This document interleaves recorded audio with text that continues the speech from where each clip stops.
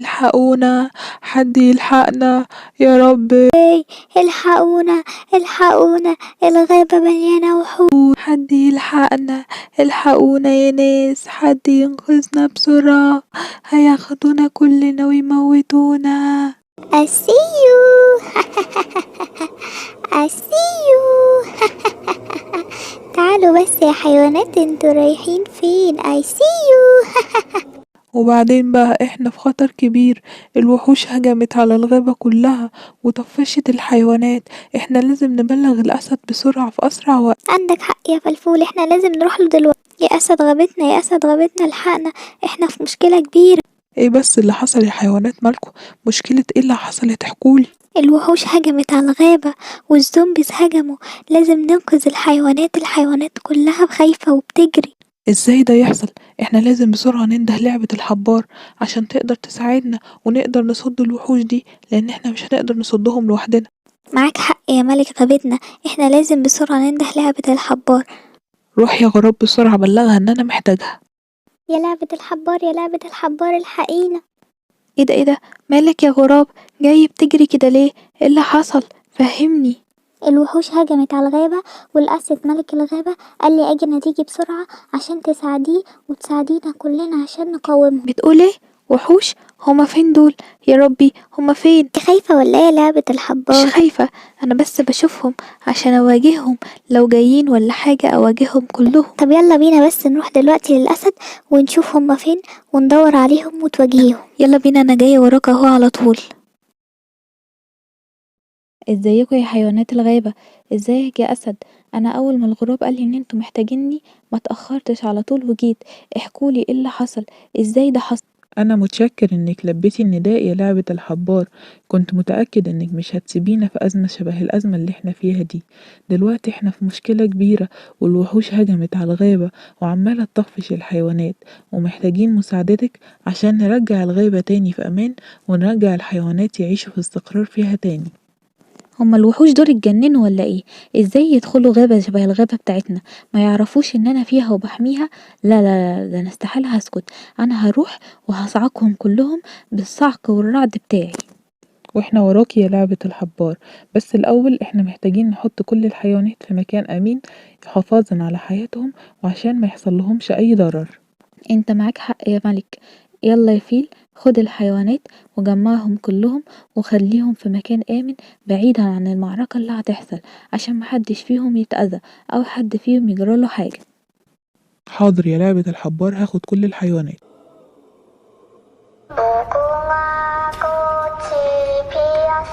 ايه ده انت سمعت اللي انا سمعته؟ اوعى يكون اللي في بالي صح. ده شكل اللي في بالك صح فعلا، والصوت اللي احنا سمعناه ده بتاع صوت لعبة الحبار. يا ربي لو كانت قريبة من هنا مش هتخلينا نكمل أكل في حيوانات الغابة. طب بس تعالى نكمل ونقول لاصحابنا يدوسوا على زر الاشتراك الاحمر عشان نشوف هنغلب ازاي لعبة الحبار دي. ومين قال انك تقدري تهزميني؟ انتي مفكرة نفسك مين؟ انتي ازاي اصلا سمحتي لنفسك تدخلوا الغابة بتاعتنا وتأذوا الحيوانات اللي انا عايشة فيها وقاعدة بحمي حيواناتها؟ انتوا ايه؟ انتوا ناسيين ولا مش عارفين مين لعبة الحبار؟ بصوا الطريق قدامكم اهو، خدوه لحد ما تخرجوا من الغابة، ودي اخر فرصة وانذار ليكوا مني.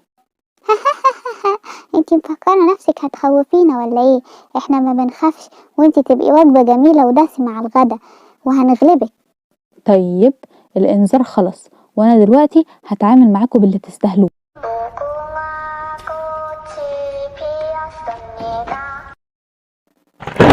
دي بتعمل ايه دي؟ يا لهوي يا لهوي، اجري اجري. برافو عليك يا لعبة الحبار، انتي فعلا شجاعة جدا وقوية وقد المسؤولية، وحافظتي علينا وعلى الغابة بتاعتنا. أنا ممتن ومتشكر ليكي جدا. لا شكر على واجب يا ملك الغابة، الغابة دي وطني اللي أنا عايشة فيه وبيتي، لازم أحافظ عليه ودافع عنه ضد أي أشرار يدخلوه. وانتوا كمان يا أصحابي لازم برضو تاخدوا بالكم من المكان اللي انتوا عايشين فيه، سواء بيتكوا أو مدرستكوا أو وطنكوا، ولو حصل أي خطر أو أي شرير دخل لازم تندهوا بسرعة لحد كبير يتصرف. ومتنسوش تشتركوا في القناة وتدوسوا على زر الاشتراك الأحمر عشان تشوفوني تاني في حدوتة جديدة. باي باي. صباح الخير يا دكتورة كوكي. النهاردة عندنا لفة كبيرة خالص في الغابة، لازم نطعم الأطفال كلهم، وكمان هنعدي على المدرسة عشان انتي أكيد عارفة قد ايه التطعيم مهم، وبيحفظ الأطفال من الأمراض وبيخليهم أقوياء كمان وجمال. صباح النور يا دكتور فلفول. طبعا عارفة قد ايه التطعيم مهم يا دكتور. انا مش فاهمة بس الاولاد ليه بيخافوا منه للدرجة دي، مع ان الابرة بتاعته ما بتوجعش خالص. بس ان شاء الله لما يعرفوا اهميته وقد ايه هو مفيد وبيحافظ عليهم وبيخليهم اقوياء شبه الابطال باتمان وسبايدر مان، هيحبوه جدا ومش هيخافوا. عندك حق يا دكتورة كوكي، التطعيم مفيد جدا للأطفال، وإن شاء الله النهاردة هنعرفهم أهميته ومش هنخليهم يخافوا منه تاني أبدا. اكيد يا دكتور ان شاء الله، يلا بينا نبدأ. يا سنجوب يا حبيبي انت فين؟ تعالى يلا لمامي، خد الفستقة دي كلها، وكمان عشان تستنى معايا الدكتورة كوكي والدكتور فلفول زمانهم جايين يا حبيبي عشان يدوك التطعيم. يا سنجوب انت فين بقى؟ تعالى. نعم يا ماما، انا جيت اهو. عاوزاني في حاجة؟ اه يا حبيبي يلا كل عشان تستنى الدكتورة تيجي تديك التطعيم. ايه ده؟ تطعيم وحقنة؟ لا لا لا، انا بخاف منهم. لا انا مش عايز. لا انا ماشي بسرعة. يا سنجوب استنى بس، استنى اسمع الكلام اوعى تمشي. صباح الخير يا أم السنجاب، احنا النهاردة جايين عشان نطعم ابنك سنجوب. أمال هو فين دلوقتي؟ سنجوب حبيبي اول ما عرف ان في حقنة وان في تطعيم مشى بسرعة وكان خايف جدا. انا مش عارفة بس الولاد بيخافوا من الابر كده ليه. طب يا ريت تناديهولنا بسرعة عشان نطعمه، عشان عندنا أولاد تانية نطعمهم النهاردة. حاضر حاضر يا دكتور فلفول، انا هروح اجيبه على طول. ازيكم يا صحابي، عاملين ايه؟ ايه ده سنجوب؟ مالك جاي بتجري كده ليه؟ ايه اللي حصل؟ ماما جابت لي الدكتور فلفول والدكتورة كوكي عشان يطعموني، وانا بخاف خالص من التطعيم ومش بحب اتطعم، فسبتهم ومشيت بسرعة وطلعت جري من البيت. طنط مامتك هتزعل قوي على كده يا سنجوب، انت ازاي ما تسمعش كلامها؟ اكيد زمانها زعلانة دلوقتي. سنجوب تعالى، ينفع كده حد يسيب مامته وما يتكلمش معاها كده ويجري بسرعة؟ انا زعلانة منك قوي يا سنجوب. يا ماما ما انا كنت خايف يا ماما من حقنة التطعيم، انتي عارفة اني ما بحبش الحقن. لازم تتناقش معايا في اي حاجة مخوفاك واي حاجة مضايقاك، وانا وانت هنلاقي لها حل. تعالى معايا البيت وانا هقنعك ان حقنة التطعيم مش بتوجع خالص وجميلة ومفيدة ليك. يلا يا سنجوب يا صاحبي، احنا دايما بنسمع كلام امهاتنا. روح مع مامتك يلا واسمع كلامها شاطر شبه ما احنا بنسمع كلام امهاتنا. حاضر يا ماما، انا هاجي معاكي وما تزعليش مني. يلا يا بطل، اديك خدت الحقنة اهو، حسيت بيها بقى؟ انا متشكر قوي يا دكتورة كوكي، ايديكي خفيفة قوي وانا فعلا ما حسيتش بالحقنة، كانت سهلة قوي. شفت بقى يا حبيبي؟ عشان تعرف ان ماما ابدا مش هتكذب عليك او هتقولك حاجة غلط. انا اسف يا ماما، انتي فعلا معاكي حق. عن إذنكوا بقى يا أم السنجوب، لسه عندنا حيوانات كتير عايزين نطعمها. صباح الخير يا مامة الزرافة، عاملين ايه النهاردة؟ صباح الخير يا دكتورة كوكي، احنا الحمد لله كويسين. ايه في تطعيم النهاردة ولا ايه؟ يا مامة الزرافة، النهاردة عندنا تطعيم مهم. يلا يا بنتي يا حبيبتي، مش سمعتي كلام الدكتورة كوكي؟ يلا روحي لها خليها تطعمك. حاضر يا ماما، شطورة خالص يا زرافة، انتي عارفة قد ايه التطعيم مهم، عشان كده انتي سمعتي الكلام على طول. يلا ادينا خلصنا خلاص وخدتي الحقنة.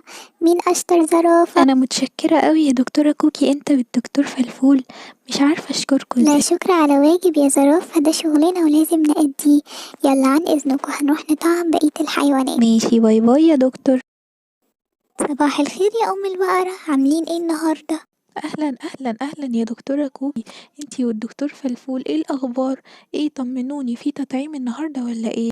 فعلا يا حبيبتي في تطعيم النهاردة واحنا بنطعم كل الحيوانات، ربنا يحفظهم يا رب من كل الأمراض الوحشة ويخليهم دايما جمال كده وحلوين ومالين حياتنا. يا رب يا دكتورة كوكي يا رب. ثانية واحدة هنادي البقرة الصغنونة بنتي. يا بقرتي يا صغيرة انتي فين يا حبيبتي؟ تعالي عندنا ضيوف. نعم يا مامتي أنا جيت أهو. ايه ده؟ دكاترة عندنا؟ ليه يا ماما، في حاجة؟ يا حبيبتي انتي هتاخدي التطعيم يلا النهاردة عشان تفضلي دايما جميلة كده وقوية. ايه ده يا ماما؟ بس أنا بخاف من التطعيم قوي. لا أنا مش عايزة أخد. ما تخافيش خالص يا حبيبتي، أنا مش هوجعك خالص بالحقنة، وجربيها كده وهتعرفي قد ايه إنها جميلة ومش بتوجع. حاضر يا دكتورة، أنا هاخدها دلوقتي وهسمع كلامك. شطورة حبيبتي، أنا فخورة بيكي خالص. انا فعلا يا ماما ما حسيتش بيها خالص، شكة صغيرة قوي. انا مبسوطة قوي يا ماما. احنا متشكرين قوي يا دكتورة كوكي، انتي والدكتور فلفول. ربنا معاكم يا رب، وتكملوا كمان بقية التطعيمات مع الأطفال على خير. العفو يا مدام بقرة، الشكر على واجب، ده واجبنا واحنا لازم نروح نكمل تطعيمات الأطفال دلوقتي. مع السلامة. باي باي يا دكتورة كوكي، باي باي يا دكتور فلفول، أنا متشكرة قوي. يلا يا دكتورة كوكي بسرعة، لسه عندنا حيوانات كتير قوي عايزين نطعمهم. لسه فاضل لنا القطة، ولسه فاضل لنا الأسد الصغير ابن عندنا حيوانات كتير. حاضر يا دكتور، أنا جاية وراك على طول أهو. يلا بينا، أنا مستعدة أطعم كل الحيوانات الجميلة عشان ربنا يحفظهم من المرض. يلا يا بنوتي الحلوة الصغيرة، عايزاكي تاكلي طبق الفاكهة والخضار ده كله، يلا عشان تبقي قوية وشطورة كده طول عمرك. حاضر يا مامي، حاضر، أنا هاكل الخضار كله عشان تبقي فخورة بيا وتحبيني. انا دايما بحبك وهفضل احبك طول العمر يا حبيبتي، انتي بنوتي الجميلة الشاطرة اللي بتسمع كلامي. صباح الخير يا أم القطة، عاملين ايه النهاردة؟ جاهزين للتطعيمات؟ اهلا اهلا دكتور فلفول. اه طبعا جاهزين. انا القطة بنتي حبيبتي دايما بتاكل اكل صحي، ودايما جسمها قوي وضد الامراض، فمش هتمانع ابدا انها تاخد التطعيم اللي هيقويها اكتر. برافو عليكي يا قطة، أنا فخور بيكي قوي إنك بتاكلي الأكل الصحي والخضار والفاكهة الجميلة دول اللي هيقووكي وهيخلوكي شبه الأبطال الخارقين.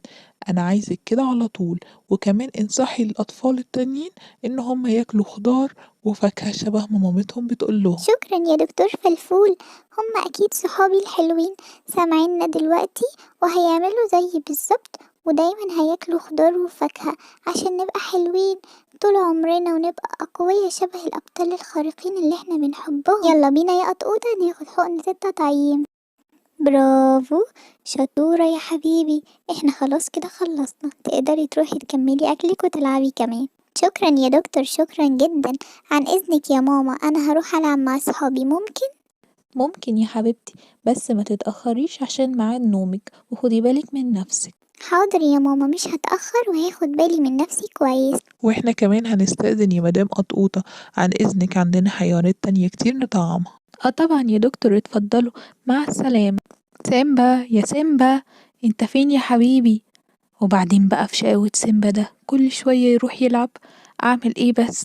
نعم يا ماما، أنا كنت بلعب، عاوزاني في حاجة؟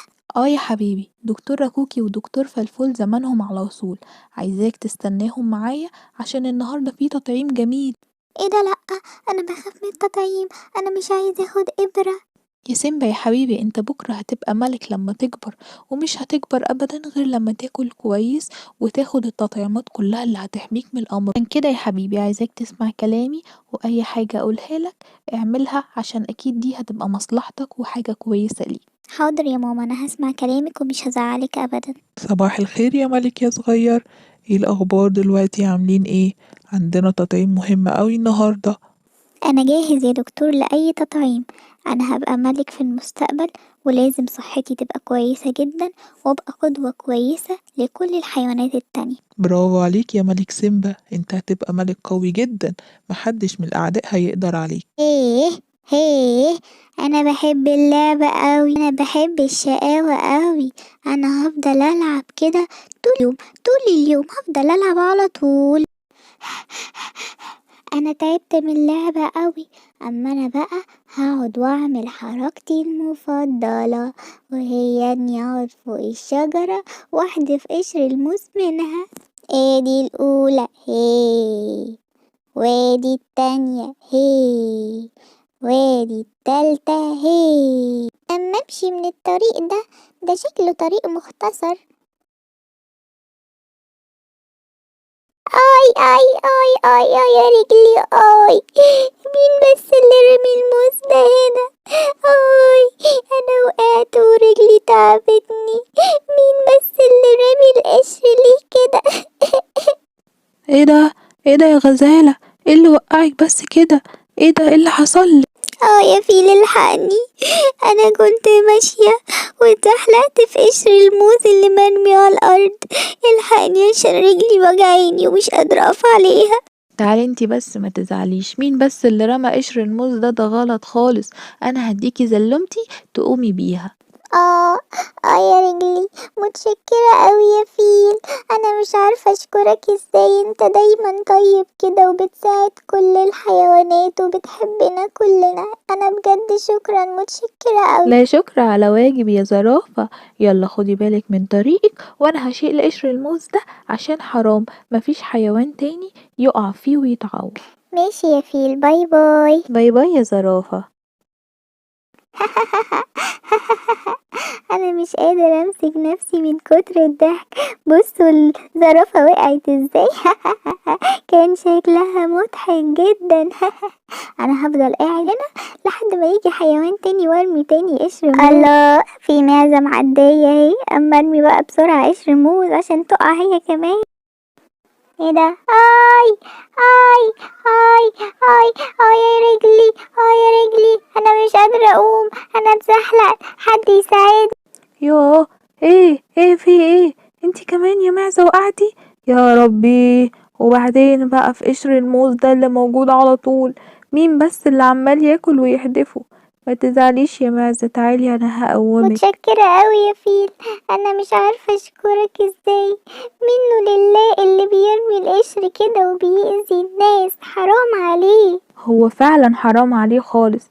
احنا لازم نتصرف ونروح نقول للقرد الحكيم اللي بيحصل عشان يجي يشوف ويعرف مين اللي بيرمي القشر كده ومين المؤذي اللي عمال يأذي حيوانات الغابة. يا قرد يا حكيم، احنا جينالك في مشكلة وعايزينك تساعدنا ضروري ضروري جدا. مالكوا يا حيوانات الغابة؟ ايه المشكلة اللي بتواجهكوا؟ انا ان شاء الله هقدر اساعدكوا. في مكان في الغابة يا قرد يا حكيم على طول في قشر موز واقع، والحيوانات ما بتاخدش بالها منه، وكل ما بتمشي بيقعوا ورجليهم بتتعور ورجليهم بتتعب. احنا مش عارفين ايه سبب وقوع قشر الموز ده، وجينالك عشان تشوف لنا حل. يا خبر، الحيوانات عمالة تقع وتتعور؟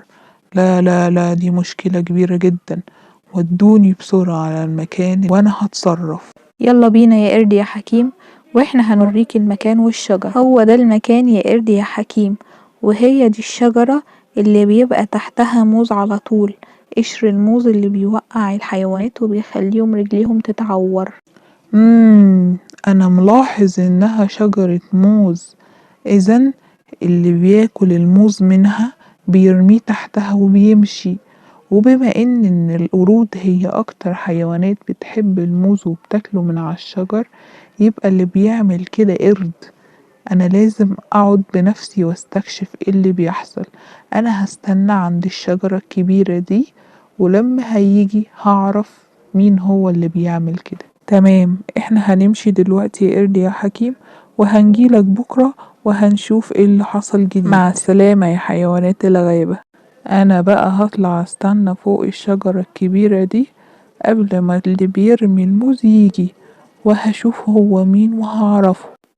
تترا تترا، الله، ده مفيش حد هنا. انا هطلع فوق الشجرة بقى وابدأ اكل الموز وارميه واشوف مين اللي هيعدي من فوقي النهاردة. ايه استني يا جاموسة عندك، اوعي تكملي. لو كملتي هتقعي على قشر الموز ده، ما تتحركيش. انا شوفتك يا اردون وعرفت ان انت اللي بتقعد تاكل الموز كده على الشجرة وبترميه على الارض، والحيوانات اتكعبلت ورجليها وجعتها بسببك انت. والحمد لله ان ربنا ستر ومحدش رجليه اتكسرت. لكن انت بتعمل كده ليه وبتأذي الناس كده بس ليه؟ انا ما كنتش اقصد وما كنتش اعرف ان حد ممكن يتعور. انا بس كنت بحب العب وبحب اهزر مع اصحابي الحيوانات. ازاي يعني؟ ده مش هزار ابدا، ده ما يعتبرش هزار ولا لعب. انت ممكن تأذي غيرك، وكان ممكن رجلنا تتكسر وما نعرفش نمشي عليها مدة كبيرة كده. ده مش هزار، دي اذية. الزرافة معاها حق. انت كده مش بتلعب ولا بتهزر، انت كده بتأذي غيرك. عشان يبقى هزارك كويس ولعبك كويس، ما ينفعش حد يتضر ولا حد يحصل له حاجة بسببك. عشان كده وبسبب الغلط اللي انت عملته، انت لازم تتعاقب يا أردون. فعلا هو لازم يتعاقب يا قرد يا حكيم عشان ما يكررش غلطه تاني. عقابك يا أردون إن محدش من حيوانات الغابة كلها يكلمك لمدة أسبوع، ولا حد يتعامل معاك خالص، عشان تعرف إن غلطك ده كان وحش قوي وتتعلم منه. وبين بقى انا بقالي يومين على الوضع ده، ومفيش حد من الحيوانات خالص عاوز يكلمني، ولا حد بيلعب معايا، ولا حد بيرد عليا. اهو في سلحفة جاية اهو، هجرب اكلمها يمكن ترضى تكلمني وتلعب معايا. يا سلحفة يا سلحفة، ممكن تكلميني وممكن تلعبي معايا يا سلحفة؟ حتى السلحفة مش راضية تلعب ولا تكلم معايا. لما اكمل مشي يمكن اقابل حيوان يرضى يكلمني ويلعب معايا. يا سنجابة، كويس اني لقيتك، العبي معايا يا سنجابة. يا سنجابة ردي عليا. حتى السنجابة مش عايزة تكلمني. لا بقى كده كتير، انا مش هقدر استحمل واعيش كده مدة طويلة، انا ممكن اتجنن او يحصل لي حاجة. انا هروح للقرد الحكيم واعتذر له على اللي انا عملته. يا قرد يا حكيم، يا قرد يا حكيم، انا جاي لك وندمان وزعلان. انا مش عارف اعيش في الغابة وكل الحيوانات صحابي اللي بحبهم مش راضيين يكلموني ولا راضيين يلعبوا معايا. انا عرفت غلطتي كويس وجاي اعتذر لك وهعتذر لكل الحيوانات، بس انت سامحني واقبل اعتذاري. تمام يا أردون، أنا هسامحك طالما عرفت غلطتك ومش هتكررها تاني أبدا. يا حيوانات الغابة تعالوا يلا وصالحوا أردون وسامحوه على اللي هو عمله، ونرجع كلنا حبايب تاني وصحاب. احنا كلنا سامحناك يا أردون، وكلنا بنحبك وهنلعب معاك على طول. هيه هيه هيه. ده انا يا جيراني اللي هقف قصادك وامنعك انك تأذي حيوانات الغابة اللي انا بحرسها. انت ايه اللي جايبك هنا؟ واحسن لك تمشي قبل ما اذيكي فعلا. انت مش عارف انا ممكن اعمل فيك ايه يا كاوبوي. انا ممكن افضل اضربك بعصايتي دي لحد ما جسمك كله يتكسر. ابعد عني وسيبني اخد اللي انا عايزه اخده واكله، وعشان ما اذاكش. انا عطشانه وانا ميته من العطش، لسه واكله غزاله انما ايه جميله، وهموت واشرب دلوقتي. انا هروح ادور على بير ميه اشرب منه، مش قادره. يا فرج الله، لقيت بير جميل اهو مليان ميه. ده انا هشرب لحد اما اشبع. ايه ده في جواه ميه كتير اوي، وفي ميه في القاع كتير اوي. انا هنزل لحد تحت واشرب منه براحتي. يلا هنزل.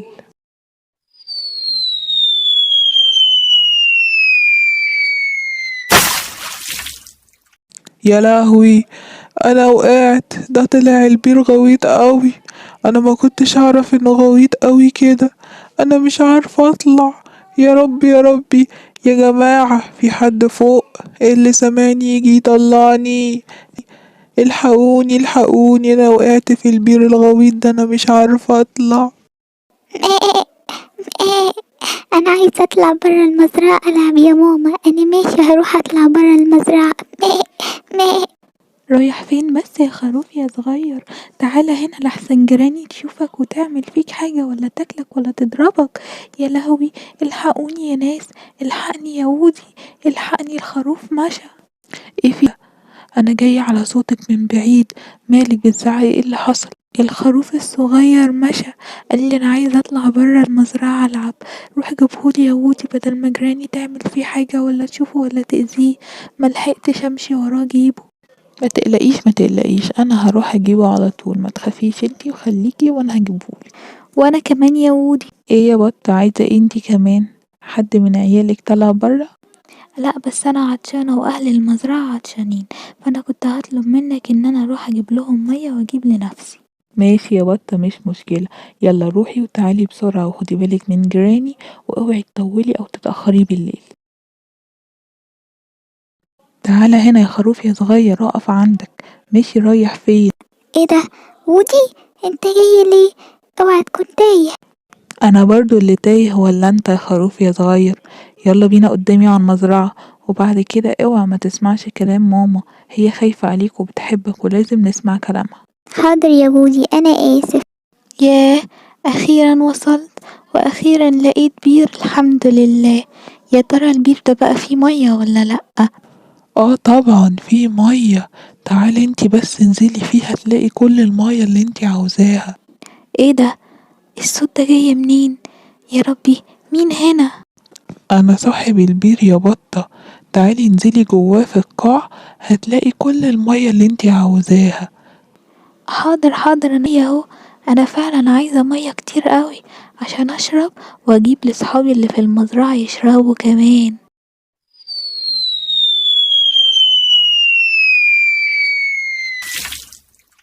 ايه ده؟ جيراني، انتي ايه اللي جابك هنا؟ انا ايه اللي وقعني كل ده؟ ده البير طلع عميق قوي. انتي سايباني ورايحة فين؟ بس الحقيني. اما انتي بطة غبية اوي صحيح، انا استغليتك ووقعتك في البير عشان اعرف اطلع وادوس عليكي واطلع برا البير. يلا سلام. لا، ما تسيبينيش، ما تسيبينيش وتمشي يا جيراني، حد يلحقني. حد يطلعني من هنا، انا هغرق. يا حيوانات ياللي برا، حد يلحقني بسرعة، الحقوني. ايه ده؟ انا سامعة صوت. مين هنا؟ مين اللي بيطلب المساعدة؟ انا موجودة، مين عايز ايه؟ اه، ده صوتي انا. انا اللي واقعة في قلب البير ومش عارفة اطلع. يا ريت ياللي برا ساعدني، ارجوكي ارجوكي، انا مش عارفة اطلع خالص وهغرق. انتي ايه بس اللي وقعك في قلب البير كده؟ ولا مين اللي خلاكي تنزلي كده وسابك؟ ولا ايه اللي حصلك؟ انا كنت جاية اشرب واجيب مية لاهل المزرعة، وجيراني هي اللي ضحكت عليا وخلتني اقع في قلب البير وسابتني ومشيت وحبستني. ايوه فهمت. خلاص، انا هطير بسرعة اروح اجيب مساعدة من اهل المزرعة، عشان انا ضعيفة مش هقدر اساعدك ولا اطلعك من البير خالص. بسرعة ارجوكي، روحي ناديلي وودي واهل المزرعة، خليهم يجولي، هم هيعرفوا يطلعوني ويساعدوني كويس. ارجوكي، انا مستنياكي هنا. طيب ما تقلقيش، انا هطير باسرع سرعة عندي وهجيلك في اسرع وقت. كتر خيرك يا عصفورة، مش عارفة اشكرك ازاي. مساء الخير يا حلوين. ايه ده؟ ايه المزرعة الجميلة دي؟ ده في ارانب وعصافير وكتاكيت ومعيز. الله، ده انا هاكل النهاردة لما اشبع يا ولاد. ايه ده؟ انت ايه اللي جايبك هنا؟ انت ممنوعة تدخلي هنا اصلا. انت مين سمحلك تدخلي مزرعتنا؟ اطلعي برا يا جراني، بدل ما هيحصلك طيب دلوقتي. ومين بقى اللي هيضرني وهيأذيني؟ انت يا ارنوب يا بودان طويلة، ولا هيكون مين؟ الكتاكيت اللي وراك، ولا المعزة والخروف؟ لا لا لا لا لا لا، مش معقولة. ده انا يا جراني اللي هقف قصادك وامنعك انك تأذي حيوانات الغابة اللي انا بحرسها. انت ايه اللي جايبك هنا؟ واحسن لك تمشي قبل ما اذيكي فعلا. انت مش عارف انا ممكن اعمل فيك ايه يا كاوبوي؟ انا ممكن افضل اضربك بعصايتي دي لحد ما جسمك كله يتكسر. ابعد عني وسيبني اخد اللي انا عايزه اخده واكله، وعشان ما اذاكش. انتي ما تقدريش تعملي معايا حاجة يا جيراني، ولا هسيبك تاخدي اي حد ولا تلمسي اي حد من حيوانات المزرعة. وهتشوفي دلوقتي انا هعمل فيكي ايه. يلا يا حزامي، طلع شعلة النار دلوقتي. لا لا، اوعى اوعى وقفها يا كاوبوي. لا، انا خلاص هطلع برا المزرعة، خلاص هسيبكم والله. لا، حد يلحقني، الحقوني يا حيوانات المزرعة، الحقوني، انا خلاص مش هاجي عندكم، همشي. برافو عليك يا كاوبوي، احنا فخورين بيك يا وودي. انت اللي دايما بتحمينا وبتحافظ علينا، شاطر، ربنا يخليك لينا. لا شكر على واجب يا أرنوب، ربنا هو اللي حافظنا كلنا وبيحمينا كلنا من أي شر. والشاطر الأساسي هو القرد، هو اللي مفروض تشكروه، لأنه أول ما شاف جراني جه على طول ناداني. وهو ذكي وتصرف بذكاء. أي حد لما يقع في مشكلة لازم يروح بسرعة ينادي حد كبير يتصرف. عندك حق يا وودي، لازم كلنا اول ما نقع في مشكلة ننادي حد يعرف يتصرف مكاننا، بدل ما يحصل مشكلة اكبر. يا جماعة، الحقوا، تعالوا الحقوني بسرعة. ايه مالك يا عصفورة؟ ايه اللي حصل؟ في مشكلة ولا ايه؟ البطة صاحبتنا في قلب البير، جيراني ضحكت عليها ووقعتها وسابتها، وهي دلوقتي مش عارفة تطلع، وانا معرفتش اساعدها، عشان كده انا جيت اجيب مساعدة عشان تروحوا تساعدوها وتطلعوها. يا خبر، يلا بينا بسرعة نروح ننقذها. حمد لله على سلامتك يا بطة، أول ما العصفورة جت وبلغتنا باللي حصلك جينا على طول ما استنيناش. انا متشكرة اوي يا هودي، انا متشكرة انك دايما بتساعدنا وبتخاف علينا وبتحمينا. لا شكر على واجب يا بطة، أنا موجود هنا دايما عشان أساعدكم، ولازم كلنا نحب بعض ونخاف على بعض ونساعد بعض دايما. وبكده حدوتتنا خلصت يا صحابي يا حلوين. لو عاوزين تشوفوا كل الحواديت دوسوا على زر الاشتراك وزر اللايك عشان تشوفوا كل حوادتنا الجميلة.